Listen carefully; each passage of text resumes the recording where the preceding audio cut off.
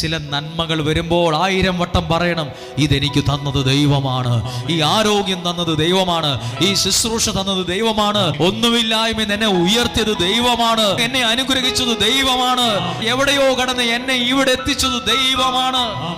എന്നാണോ ഇതൊരാൾ മറക്കുന്നത്, അന്ന് അയാൾ തോൽക്കാൻ തുടങ്ങും. എന്നാണോ ഇത് ഞാൻ വലിയ പുള്ളിയാണ്, എൻ്റെ കഴിവാ, എൻ്റെ ഭാഗ്യവാ എന്ന് കരുതുന്നിടത്താണ് ഒരാൾ പതുക്കെ തോക്കാൻ തുടങ്ങുന്നത്. എന്നൊക്കെയാണോ ദൈവത്തെ ഉയർത്തുന്നത്, അന്ന് മുതൽ അയാൾക്ക് വേണ്ടതൊക്കെയും ദൈവം കൊടുത്ത് അനുഗ്രഹിക്കാൻ തുടങ്ങും. യേശു ഒരു വള്ളത്തിലോട്ട് കയറിയില്ലേ? യേശു ഒരു വള്ളത്തിലേക്ക് കയറിയപ്പം അവിടെ അവർക്കുണ്ടായത് നേട്ടമാണ്, നഷ്ടമല്ല. ദൈവത്തിന്റെ വചനം നീ കേൾക്കുമ്പോൾ നിനക്ക് നഷ്ടമല്ല. ചിലര് പറയുന്നത് ഇതൊക്കെ ഒരു നഷ്ടക്കച്ചവടം എന്ന് പറയുന്നത് കേട്ടിട്ടില്ലേ?